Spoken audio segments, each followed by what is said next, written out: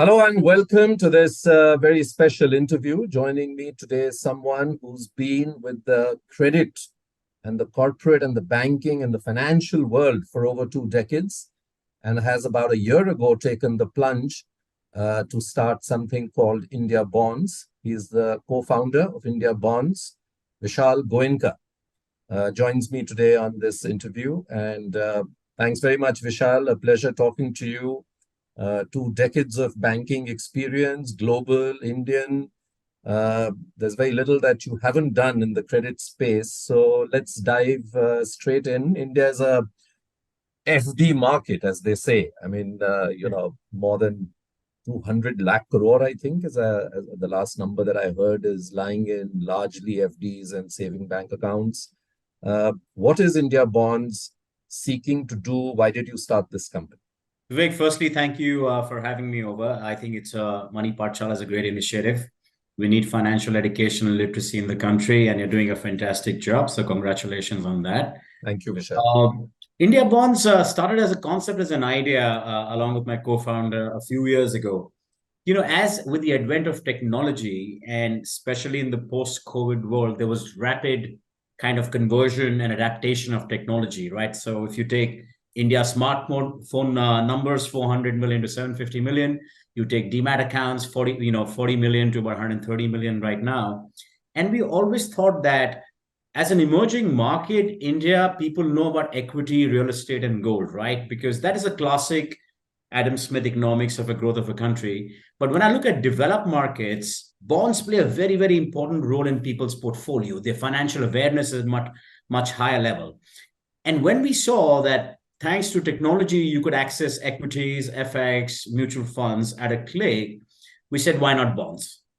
And then we obviously kind of delved deeper into what were the issues, right? So issues of education and awareness, which were not there about 3 to 4 years ago. And believe me, there's a dramatic shift now. We did not have the tech tools to make it easier for someone to do this.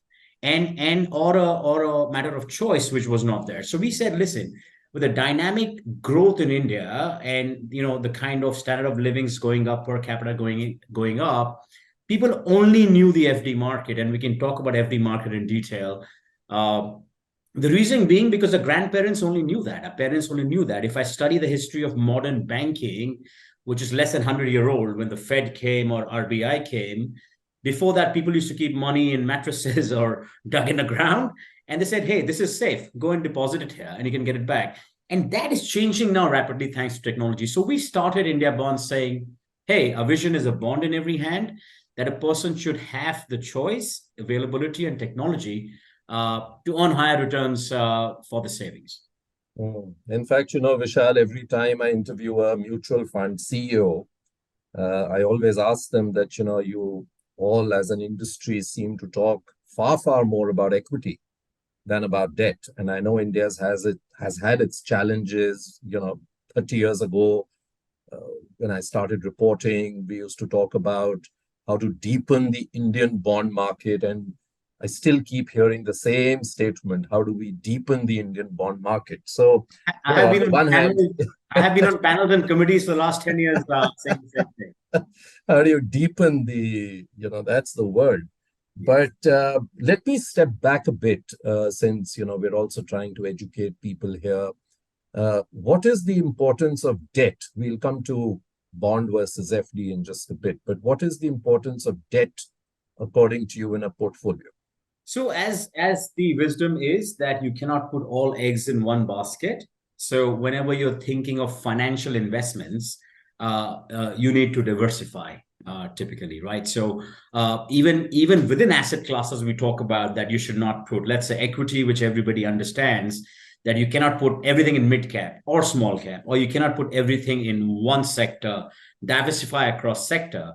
Similarly, you got to understand that each asset class has a much higher volatility, let's say risk, and hence a potential for higher return, right? So when you're making your financial portfolio, I mean, traditionally, globally, people who do multi-asset, they said, hey, it's a 60-40 rule, 60 in equities, 40 in bonds. Fixed income, what does it do to your portfolio? A, it gives you regular, stable income. which is very important. I know other asset classes might give you a dividend yield or a rental yield if you have real estate. Gold is a preserver of value, but bonds kind of give you a nice base of a regular income. Secondly, they're much, much less volatile than a lot of other asset classes. So much less volatile than equity. Obviously, crypto is the big thing these days, and the volatility in crypto, everybody's fully aware of. The benefit it gives versus things like real estate and gold is it's liquid, because real estate and gold typically is illiquid asset. So if you were to make a basket of returns versus risk, bonds are a very nice foundation to lay your investment in. You get a regular income, you have other potential benefits, but it dramatically decreases the risk of your portfolio. So if you have an external big event like a global event like COVID or something like that, and we saw equity markets collapse 30-35% globally, bonds would be a fantastic buffer in extreme situations like that as well, right? Because bonds typically tend to rally because they're considered risk-free and seek safety haven. So diversification, regular income, and you can get liquidity as compared to other asset classes. So must have in your portfolio. Let's talk a little about bonds versus FDs. And the reason is because, you are looking at a conservative investor, while, yes, we are trying to educate people about the importance of asset allocation.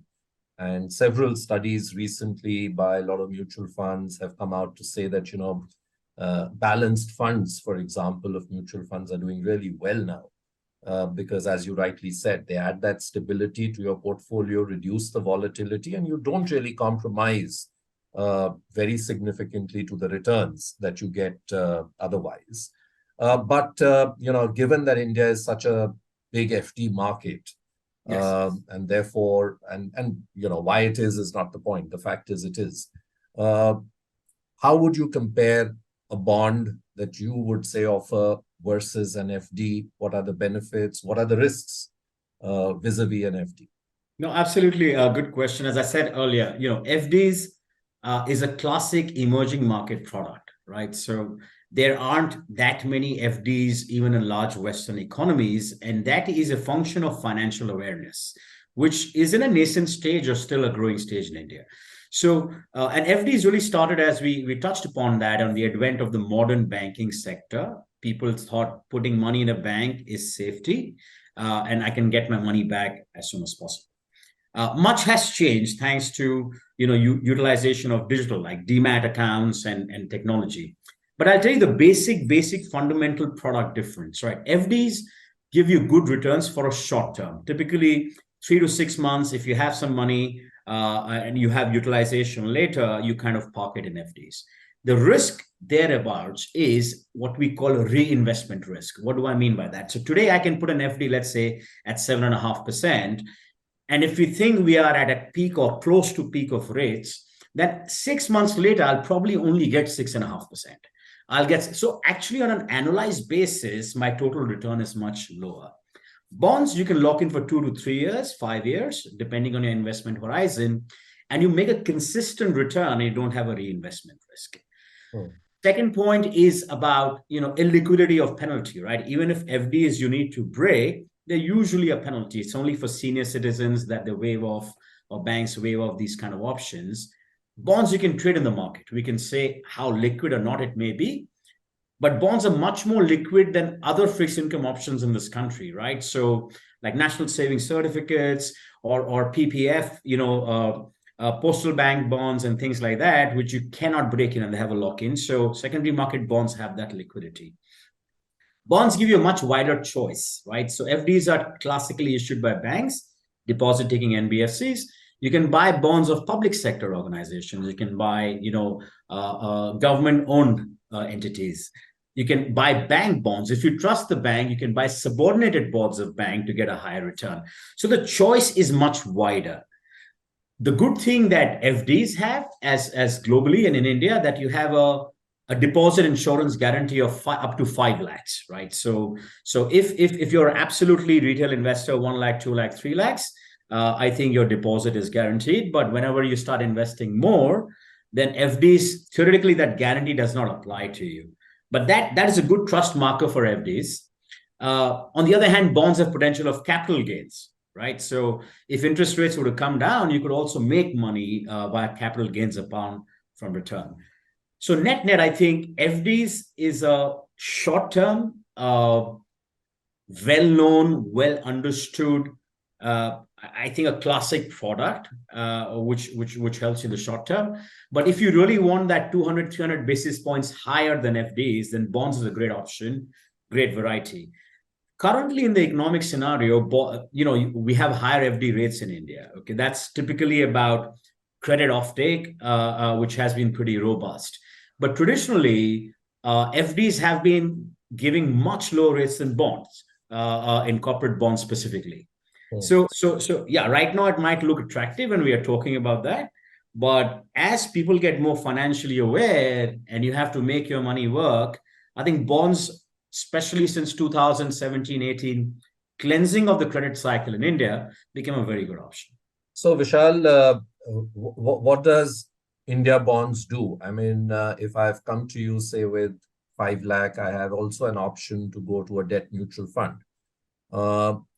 And buy a debt scheme, a bond fund or whatever. So are you agnostic to whether you put in the money into a debt mutual fund or into a corporate bond which is listed on a stock exchange? I mean, how do you decide which bond should a person be buying into?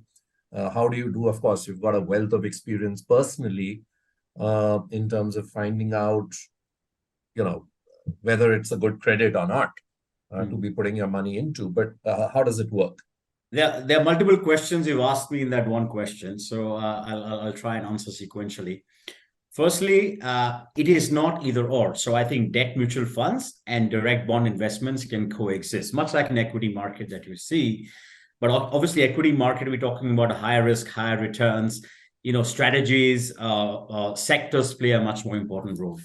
So debt mutual funds and bond investments can coexist. But the difference is that a lot of the debt mutual fund growth in this country has been, if you see the AMFI data, is largely either into liquid funds, 50% of the so-called 14 lakh something thousand crores. More than 50% is in liquid funds. So debt mutual funds is great for utilization liquidity, right? So large corporates use it, have 2-week money, 1-week money, and it's really grown an asset class. The second aspect of growth of debt mutual funds was in this whole indexation benefit, right? If I look at the FMP product, that's 3 lakh thousand crores. That was exactly that. If I kept my money for 3 years, I get indexation benefit. And that's a huge tax benefit for me if I have a 3-year horizon. So I think the story is still being written, debt mutual funds versus direct corporate bonds, because 1 lakh thousand crores will kind of roll off every year from the FMP program, right? So there are benefits to both. Historically, I've seen that classic blended debt mutual funds have returned around 7.25%, 7.5% in the last 3 to 4 years.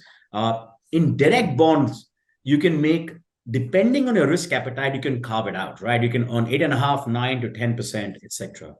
Your second thing was, what at IndiaBonds are we trying to achieve, right? So it's very simple. So we want to be a holistic platform across the credit continuum. So if you want a 7% government security treasury bill, it's available at a click.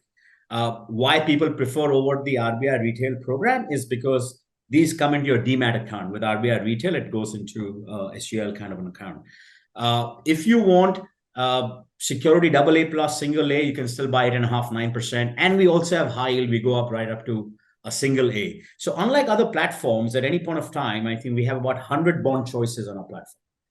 And we are trying to educate people that saying, hey, listen, all bonds are not the same. You can choose as per your risk appetite.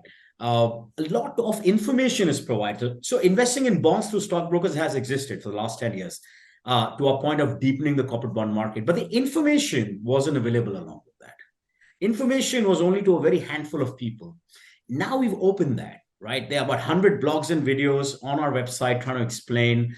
Each bond comes with an information memorandum and rating rationale for the common man to understand. Uh, and the entire journey can be done in about 5 minutes, right? So uh, you can come and register, do a paperless KYC, and buy a bond in 5 minutes, right?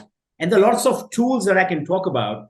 And hence, I think both coexist, but the options that you have now, I call the bond market from a online situation is where equity market in India was 10 years ago. But I don't think we'll take 10 years to get there, thanks to awareness, technology, amplification of information, and I think a very proactive regulatory environment, at least for the online bond space, right? So the entire SEBI regulation around OBPs, investor protection, which is also always on the core of our mind at India Bonds. Between me and my co-founder, we have 40 years of financial markets experience. All we think of is two C's, which is compliance and customer. What makes life easy for them. So today on India Bonds, you can come, have a wide variety of choice of bonds and a lot of education material to make that decision easier for you. And what is the ticket size from which an investor can start? Can a young investor, say maybe who's got, like we keep saying, SIP at 500 rupees or now even 100 rupees, what is the minimum ticket size that I can buy the bond for? Yeah, so it comes in different categories. Usually public issues, public listed bonds, you can start from 1,000 rupees. So you can start from 1,000 rupees. You can start, you can buy 10,000 rupees. Typically, we see ticket sizes of 1 or 2 lakhs, from the history that we have in 2.5 years. We see higher. I mean, the whole intention is to get to that bottom of that investor pyramid. The difference between an SIP of 500 is, you think in equity markets, we traditionally think that, hey, I can get a 30-40% return. Everybody wants to hit that a big jackpot or a massive uptake. So even 1,000 rupees counts. In bonds, you can make 8 or 9 or 10%. So we do not see people putting 1,000 rupees in a bond, right? Because let's say at 10% interest, post TDS, you're going to make like 7.5 rupees per month, right? So is that going to buy you a chai or something? I'm not so sure. So typically, when you have a little more savings in your investment journey, 10,000, 50,000 is a lakh when people start investing in bonds. But as someone who's seen the credit market so closely, we are also, as we evolve, we've seen what's been happening in the US right now, which is having a huge impact on the Indian equity markets. And I'm sure that as our bond markets evolve, we will see the same here as well, because, as the trading increases, as participation increases, you'll see volatility also increasing. Would you, and again, I'm not asking this as an India Bonds co-founder, but more as a person who's seen credit markets for more than 2 decades, would you recommend that somebody who is not aware necessarily of all the risks, but has understood the concept of a bond, could probably do an SIP even and buy bonds periodically over a period of time? Absolutely. I'm not against SIP as a product for fixed income. And in fact, we are working on things around that. Absolutely. Because if you say that bond should be part of a portfolio, it really depends on your disposable income, right? So you say, if I have, let's say, 10,000 rupees disposable income every month, then yes, you can do a 2,000 to 3,000 rupee in an SIP kind of fixed income instrument, because over a period, you will realize that the asset base keeps growing, right? The money multiplier effect, right? So, and that monthly interest or a quarterly interest that becomes very good for even salaried class, right? Because we're looking for rapid growth through financial investments, but we also want to protect our nest. So SIPs for direct bond investments, I think, is a fantastic idea, and it should grow. Maybe I touch upon the credit markets that we spoke about, and I don't know if it's part of the script, but people talk a lot about credit markets in India, saying, given the recent history of defaults, etc. But I must tell you that these cycles of development happen in all countries. I think we are usually more harsh on ourselves. Since the IBC, the bankruptcy code in 2016, and I call the cleansing of the credit market in India, we had a much, much cleaner economic and credit cycle as compared to other countries that I see in terms of leverage caused due to low interest rates, etc. I think the IBC has been such a fantastic boon to India. I think disclosure, regulation, listing norms, etc., have really helped the fixed income and the bond market to get cleansed. So, will we have accidents of that size anymore? I don't think so in the next 5 to 10 years. I think the cognizance, the investor awareness is at a much higher level. So just because we had that situation 3 to 4 years ago in our economic cycle doesn't mean it's going to repeat itself. So I'm pretty constructive about the atmosphere and the framework and the structure that we are in fixed income. So one final question, Vishal. As you said that, one could always have gone to a broker Yes. and bought a bond. But of course, back then or even now, probably that option exists. But, they're not focused purely on bonds, unlike someone like you. So what is the cost for an investor to come and buy a bond through you? I mean, so when it comes to a mutual fund, I know that this is my, whatever entry load or XYZ, but there is no entry load anyway. But I know my cost, my TER, but what is the way it works if I come to IndiaBonds? So the cost of the brokerage on our platform for our clients is zero. They do not have to. I mean, what they see the price is what they buy at. Obviously, every financial transaction has to have a benefit to the platform providers. In this case, it's usually from the supplier. And so there are secondary bonds and they're also primary, right? So primary public issues, primary issuance of we do sovereign gold bonds, etc. And that's where the issuer against pays, right? So thankfully to the investor, there is no hidden cost, there's no nothing, right? So our platform is set up for open architecture. You can put any demat account that you have, any bank account, which we test via APIs as valid, and you can come and transact. So the whole idea, one of the fundamental principles of IndiaBonds and using technology was that traditionally buying a bond in this country had a vast intermediation cost because of lack of awareness, lack of transparency. And our mission is to kind of use technology to disintermediate and ultimately the customer benefits, right? So that has been our approach to be able to higher volumes and keep minimal costs or what we think is sensible for that entire transaction. It's been wonderful talking to you, Vishal. Thank you very much for taking time out. You're doing a wonderful job of, bringing the whole bond scenario as an asset class to retail investors, which is so important in a country like ours. I wish you all the very best. Thank you very much. Thank you, Vivek. Thank you for your time and the opportunity. Much appreciated.